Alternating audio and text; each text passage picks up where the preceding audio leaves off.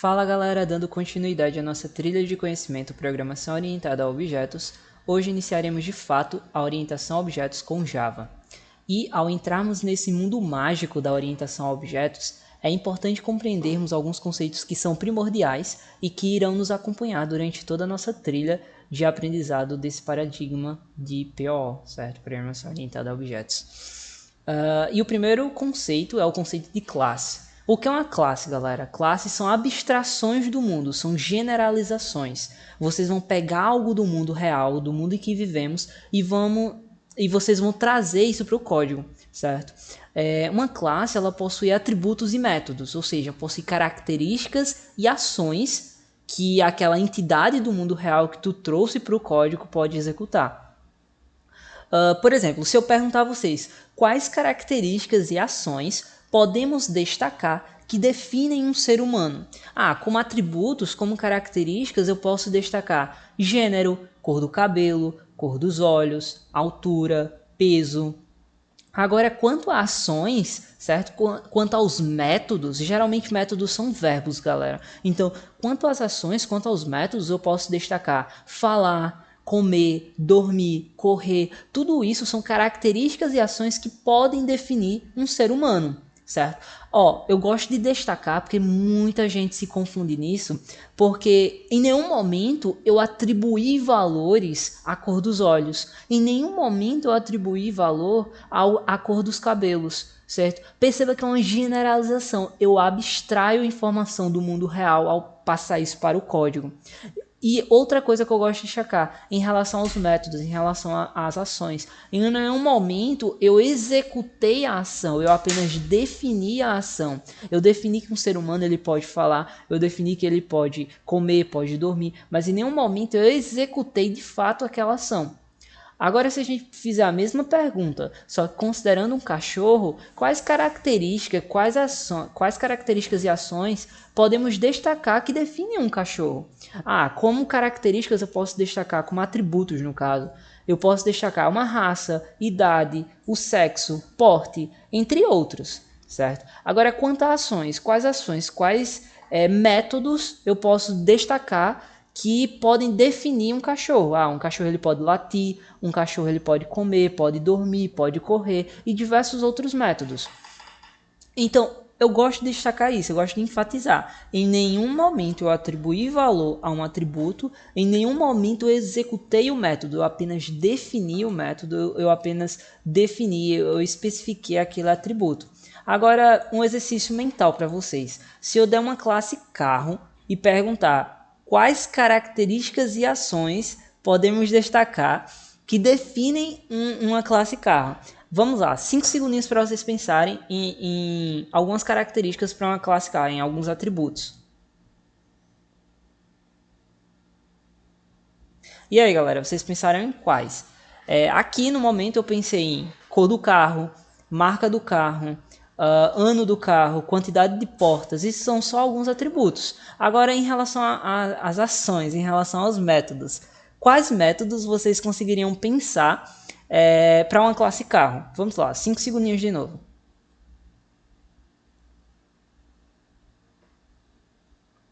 E aí, galera, vocês pensaram em quais métodos para uma classe carro? Na minha cabeça agora veio métodos como acelerar, frear, buzinar. Perceba, galera, métodos geralmente são verbos, são ações.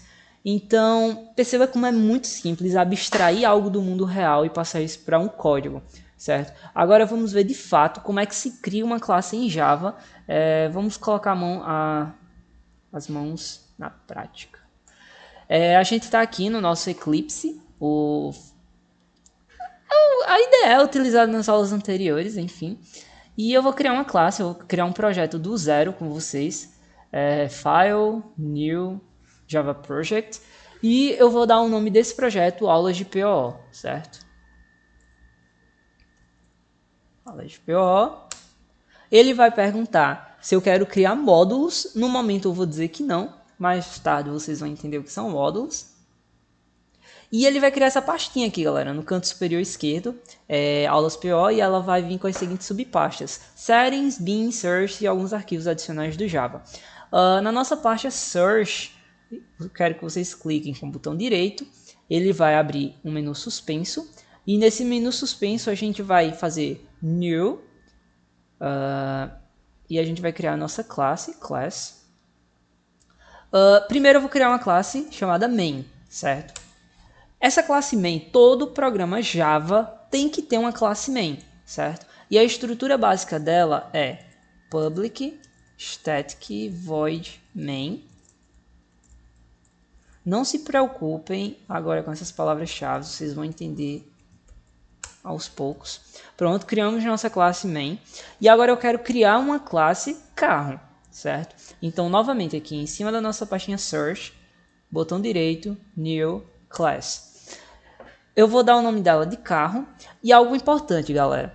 Nome de classe deve vir no singular e iniciar com letra maiúscula. Isso é obrigatório, é padronizado da linguagem, certo? Vocês podem criar, obviamente, uma classe carro com letra minúscula. A ideia não vai penalizar vocês, mas o recomendado é palavras no singular, letra inicial maiúscula. Então, finish. Ele vai criar essa estrutura, esse esqueleto básico, que vai ser public class e o nome da nossa classe.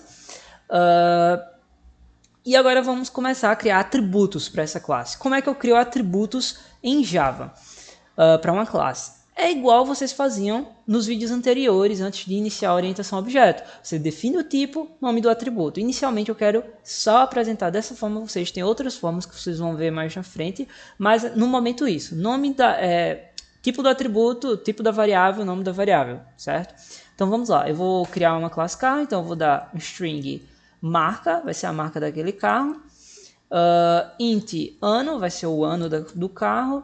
E eu vou colocar também um string cor, que vai ser aquela cor do carro. Pronto, aqui automaticamente já criamos 3 atributos para uma classe carro. Agora, galera, vamos criar métodos. Eu quero que vocês, no momento, apenas aceitem a sintaxe básica de um método em Java, que ele inicia da seguinte forma: public, vou dizer que é void, e eu vou dar o nome desse método. Esse método vai ser acelera. E ele vai receber como um parâmetro um valor, que eu vou chamar de valor mesmo. E basicamente ele vai apenas imprimir o carro está acelerando,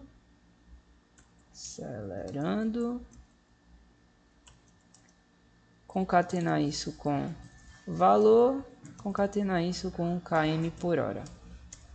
Pronto. Perceba, galera, aqui a gente criou uma classe carro, onde basicamente essa classe carro, deixa eu fechar um pouquinho para cá, onde basicamente essa classe carro vai ter 3 atributos, certo? 3 características e um método que vai ser o método acelera. Então é isso, galera. Para criar uma classe é muito simples, não tem dor de cabeça. Vamos para o próximo conceito-chave. Conceito de objeto. O que são objetos? Objetos são instâncias de classes. É quando tu vai fazer com que aquela tua classe ela se torne palpável no sentido de código, certo? Então, tu vai pegar a tua classe e tu vai instanciar. Nós dizemos que a criação de um objeto a partir de uma classe é chamada de instanciação. E aí, no momento que tu cria um objeto, aqueles atributos da classe agora vão ter valores. Tu vai atribuir valores para aqueles atributos. Tu vai poder executar um método.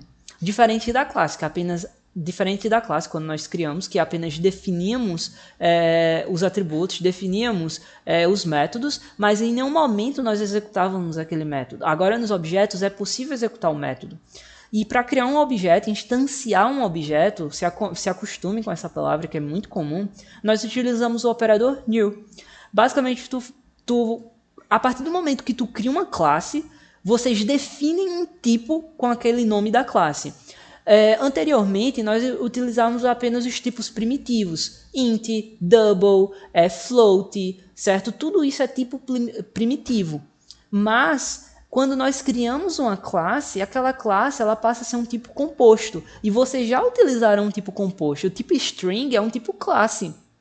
Então, para criar uma variável de um tipo de uma classe é muito simples. Vocês colocam o nome daquela classe, seguido do nome da variável, igual a new Nome da classe, abre e fecha parênteses, como está aqui no exemplo, onde eu estou criando uma variável do tipo da classe person e uma variável do tipo da classe dog.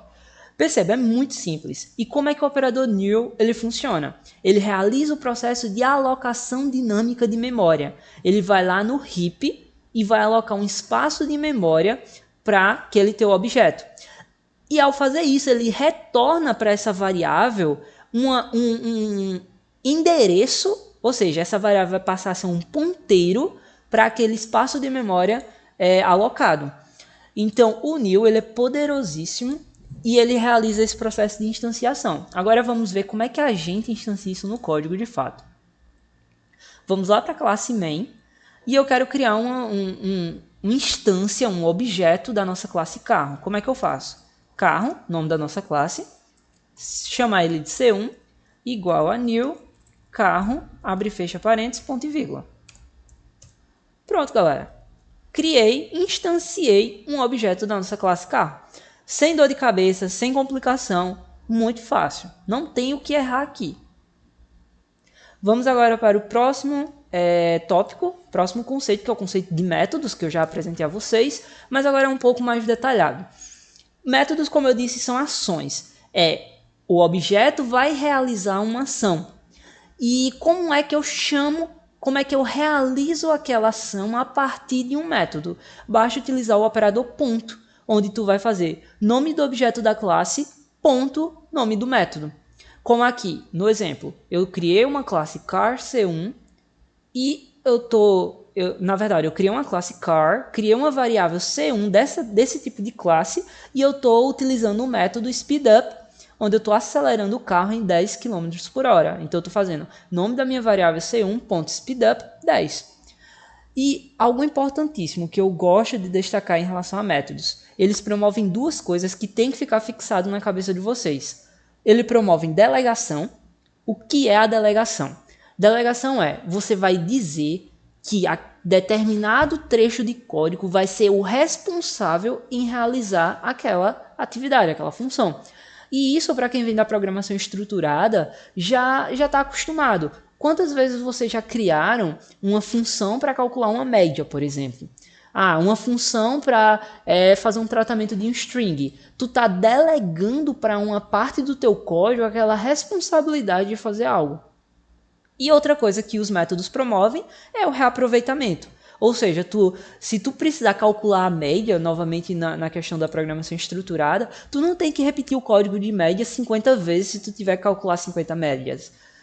Tu cria uma única vez aquela função de calcular a média e invoca aquela função. E passa os parâmetros que tu quer e ele vai calcular. E aí, basicamente, em vez de gastar... Digamos que tu utiliza 3 linhas de código para calcular uma média, tu tem que calcular aquela média 50 vezes, em vez de tu gastar 150 linhas de código para calcular 50 médias, tu vai gastar 50 linhas, equivalente a uma linha por chamada de função, certo?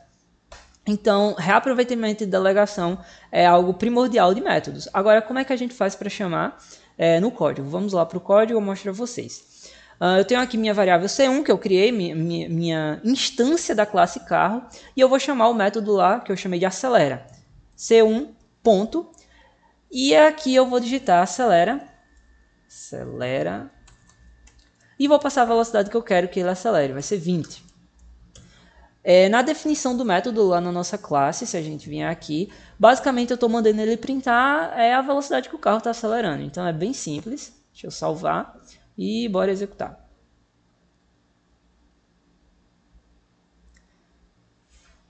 E aqui do lado ele printa. O carro está acelerando 20 km por hora. Perceba, galera, é muito simples invocar um método a partir de um objeto.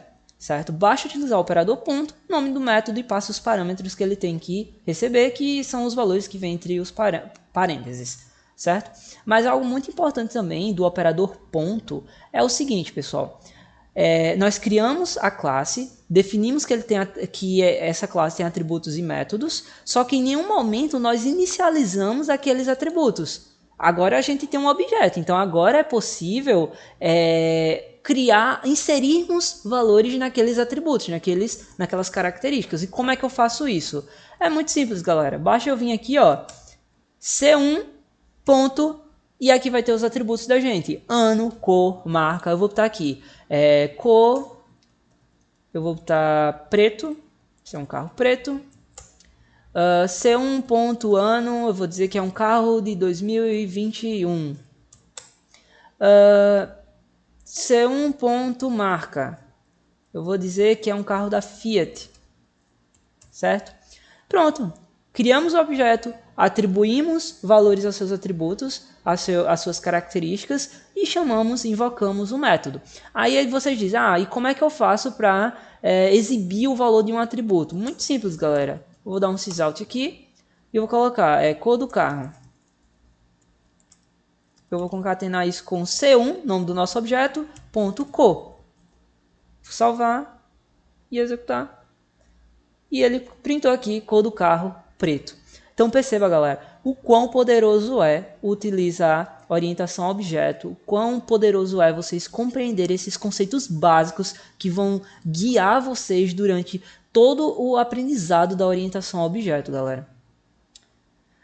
Agora, outro conceito importante que vocês não podem, em momento algum, esquecer é o conceito de construtores. Construtores, galera, eles servem para pré-configurar o estado de um objeto que vai ser criado. Como assim? Se a gente vier aqui para o código, vocês vão ver o seguinte. A gente criou um objeto carro C1, só que em nenhum momento eu atribuí valor para aqueles meus atributos no momento da criação. Eu tive que digitar 3 linhas de código aqui, inserindo esses valores. Então, se eu fosse fazer, por exemplo, um sysout aqui, fazendo c1.co, isso aqui iria dar erro em tempo de execução. Por quê? Porque eu não tenho valores. Na verdade, galera, isso aqui não vai dar erro, sabe por quê? Porque o Java é maravilhoso até nisso.